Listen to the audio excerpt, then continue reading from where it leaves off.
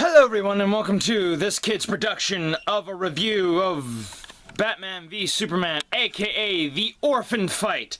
And today we are going to be talking about things I liked, things I didn't like, things that could have been improved, things that couldn't have been improved, and the overall feel of this movie. I will say this though, before I start, yes, the first video is going to be spoiler-free. If you've seen the movie already, fine, but this first video is going to be spoiler-free, so here's what I'm going to talk about in this movie. First things first, here's my opinion on it. It's not bad. People are just exaggerating and overly bastardizing this movie, saying it's really, really bad. It's not as bad as people make it out to be. I think it's kind of good. It's kind of really good. And my biggest problem with it, and I know people are going to be... Hold on. Gotta find a spot. People are going to be a little bit thrown back by this, but I don't think it's as bad as people make it out to be, because there are many good things in this movie, such as, well, for one, the major one, Ben Affleck as Batman. He's fucking good! So, get over it. He's good. He reminds me of the 90s Batman. He does a lot of things that are a little bit different, but honestly... there is a little bit more realism to the way he saves people and stuff like that. If you're getting, like, a little upset about, like, you can't save everybody, well, fine. But there are some moments in this where it's... where he does mess up a bunch of people, but... he's still Batman. He's still rescuing people, still causing terror to people. And there's something cool in this movie that Superman does to Batman. Nothing physically violent, but just something that kind of brings Batman back to being like a good hero, and not just this evil vigilante bastard. Which I will talk about later in the movie. I will say this though, I do like Henry Cavill as Superman again. He is always, in my mind, he's a really good Superman. And he plays the Superman more of the lines of just like how Grant Morrison did it in the New Action Comics version of it, where it's just a guy with a good plan. Yes, he's cocky. Yes, he's not cocky. He's more lines of somebody who wants to do the right thing. And I like the way they set up the whole, like, fight, too. Like, there's a reason why Superman wants to beat up Batman, or stop Batman, actually. Batman is a terror, like, he's scaring people, he's terrorizing people, he's going around, like, branding people, he's doing all these horrific shit, and Superman's like, no, what you're doing is wrong. You have to stop. You can't just be branding people. You can't just be breaking bones and, casually, like, not saving people left and right. Like, you can't just kill a bunch of people, or you can't do this. Batman does kill, but it is not, like, discriminatory. It's, like, accidental, and it's kind of, like, part of the job. So it's like, oh, shit, people died. Well, yeah, it's part of, they should not have been there, but there are moments in this where I have to say, though, it's what it is. And I like the moments where Superman is being Superman, saving people, being kind of like what the idea of Superman should be, this ideal of like what we could be better, how we could be better, how we can improve our lives, and they kind of improved it. Like, he is rescuing people, he's saving people, he's helping people, he's doing all this shit. And one of the things I will say about this movie, though, it's shot well. Like, this is just the positive part of this. So they shot this movie well. Every shot in this, everybody says it's too dark. I think it's cinematically, like, well lit. It's not supposed to be, like, if you look at the Marvel movies and then you look at the DC movies, the Marvel movies are very colorful and cartoonish, a little bit like comedies in the sense. Now, granted, yeah, it's more joyful and it's awesome, it's action in your face. This movie is more smart. I was reading an article about how this movie would be a little bit more smarter for Marvel fans. Honestly, they're right. Like, if you're gonna disagree with me, fine. You can be like, well, Captain America did this, and Captain America was still kind of bright and colorful. Like, yes, they had dark themes in it, basically about our government, but this was more lines about... this had the same issues, like, our government fearing the Man of Steel, fearing people with absolute power, and Lex Luthor, yes, this is the guy who's Lex Luthor in the movie. I don't mind his Lex Luthor. Like, it could have been I wish Joaquin Phoenix played it, because Joaquin Phoenix could have been an awesome Lex Luthor, or Leonardo DiCaprio. Think about that. I honestly wish the entirety of this movie would have been a little bit more clearer, like a little bit more, I don't know how to put it, like more joyous. Like there has to be moments of levity, not comedy, levity, meaning that like, or Superman probably makes a joke or makes a kind of comment that's kind of funny about Batman, or Batman makes a comment about Superman. You know, there are moments in it that actually had some inside jokes about like where Perry White's like to Clark Kent, and he's like, Clark, this is not 1938 anymore. Apples are not 5 cents a dime, or some shit like that. You know, going down the list of old America, and like that's like when Superman kind of came out in the 1930s, and it kind of makes that laugh of like a good guy American kind of thing. But it's kind of funny though, because you know, there's not a lot of jokes. There are subtle jokes in this, little bit subtle, but not too much. Like, you know, Alfred drinking and kind of like wishing Bruce had kids. Like, that's the best part, is the fact that like the Batman stuff is really good, the Superman stuff is really good. The biggest problem with this is, and I will talk about this in spoilers, is the ending of this movie, which honestly works if this was a separate movie. Alright, yeah, everybody knows right about now that Doomsday is in the movie too. So you've got Doomsday and you've got Doomsday and you've got the Batman v Superman thing.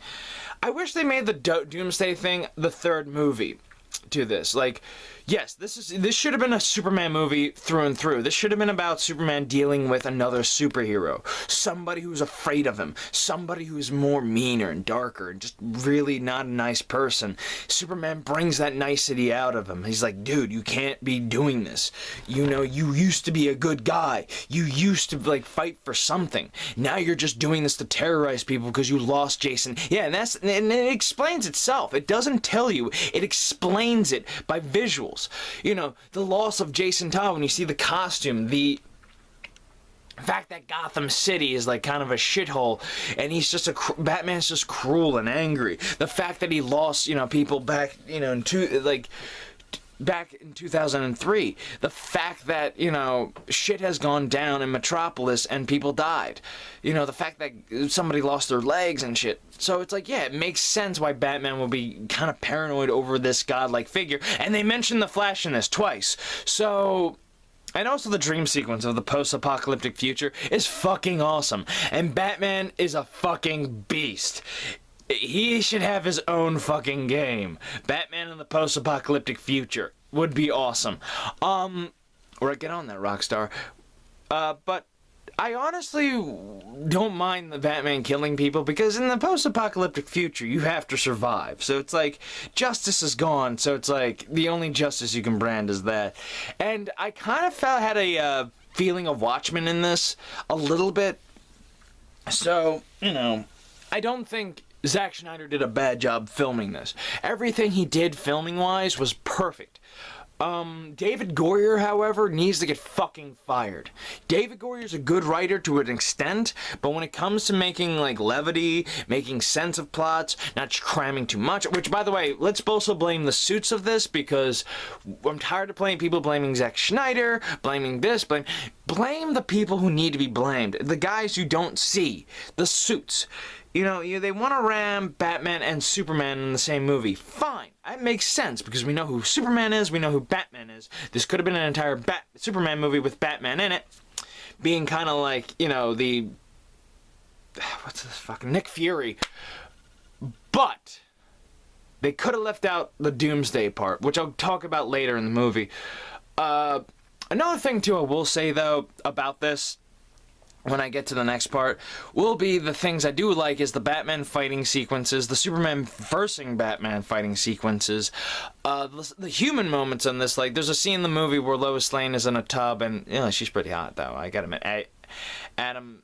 Amy Adams, goddamn, you're fucking hot.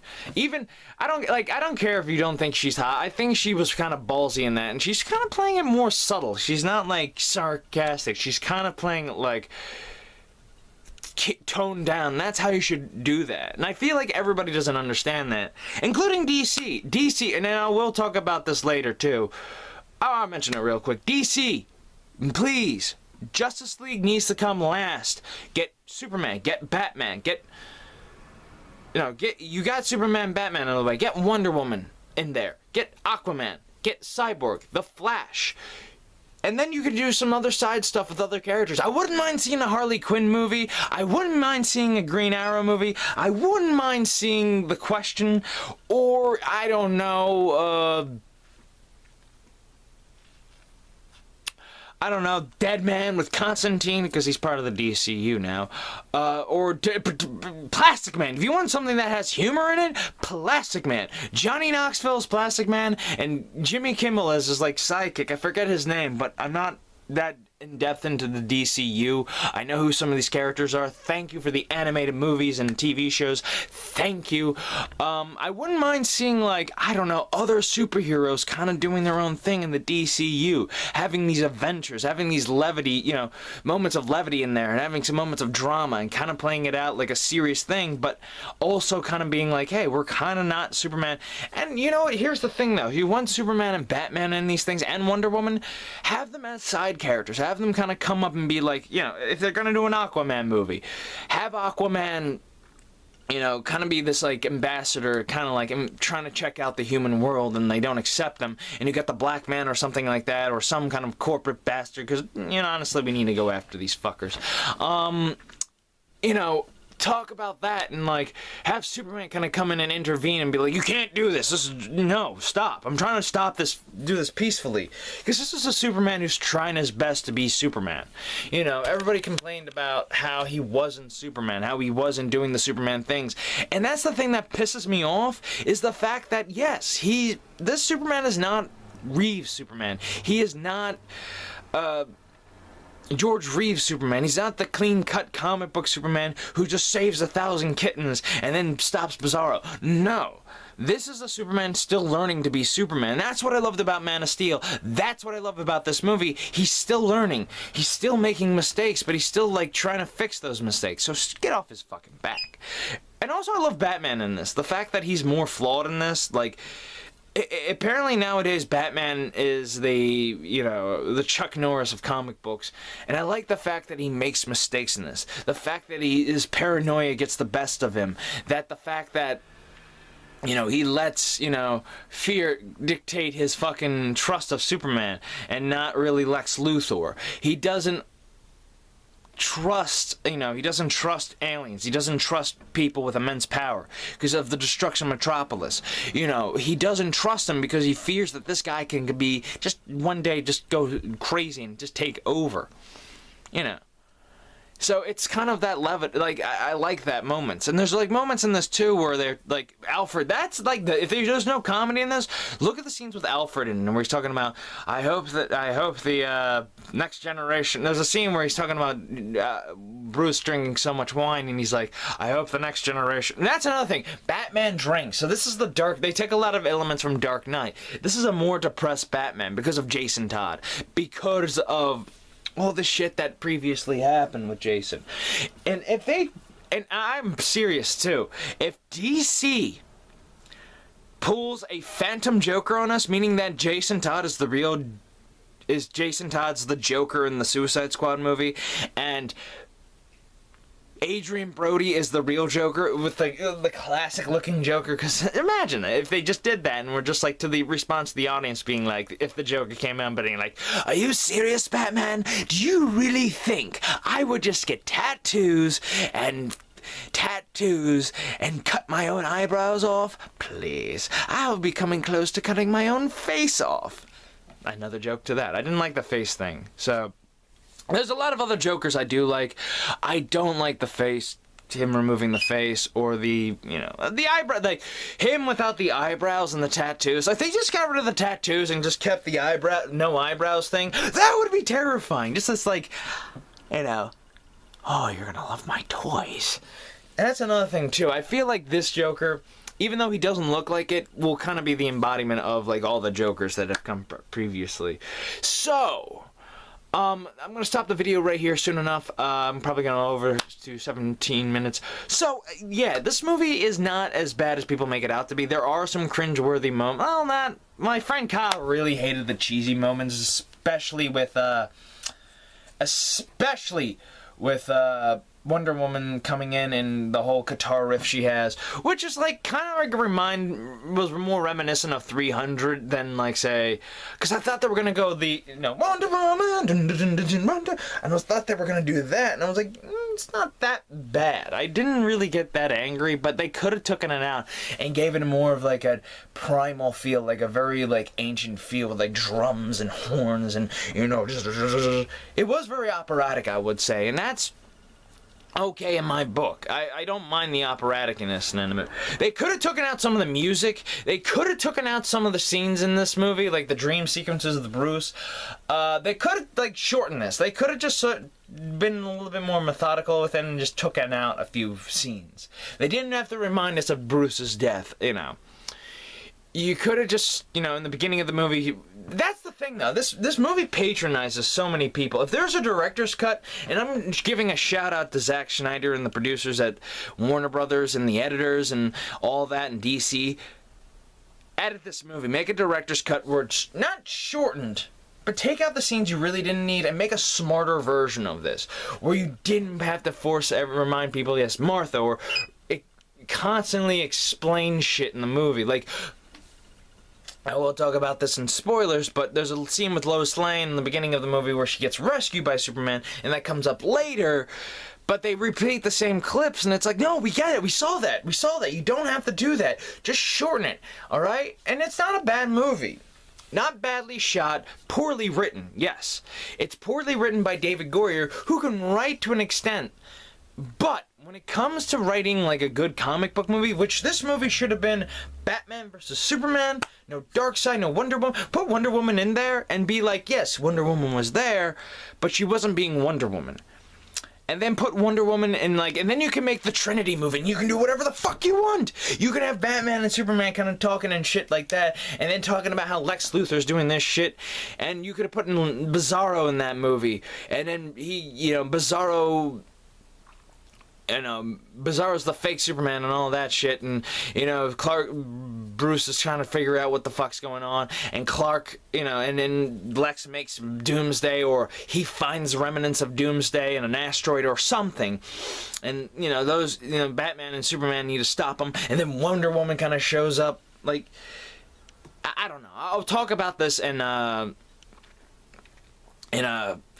next video, which will have music, sounds, and art. So this is just the silent part. So take care, love you, and bye-bye. And I will be back with spoilers.